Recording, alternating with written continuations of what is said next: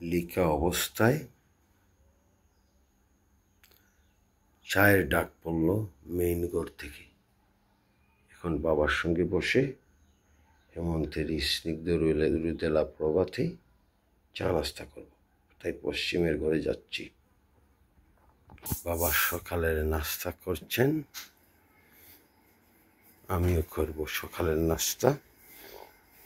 এইসব খিবে, এইসব পরোটা। আব্বা নাস্তা করছেন পরোটা দিয়ে, তারপরে সেদ্ধ ডিম খাবেন, তারপরে পাকা পেঁপে খাবেন। দুধ ঝলমল সকাল। ও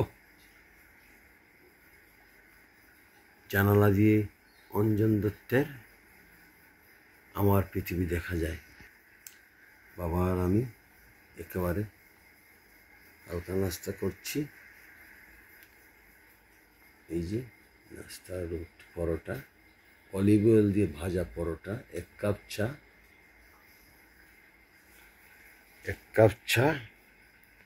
এক কাপ পানি আর অলিভ অয়েল দিয়ে ভাজা পরোটা। যদি আমি পরোটা খাই না, কিন্তু আজকে খেলাম।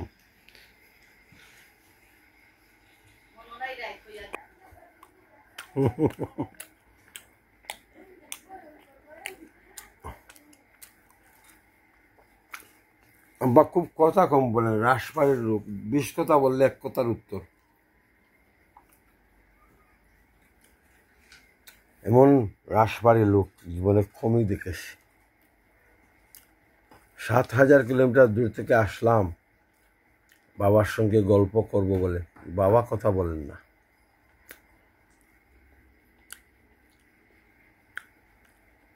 তারপরে আমি কথা বলার চেষ্টা করি, বাবাকে টাইম দেওয়ার চেষ্টা করি।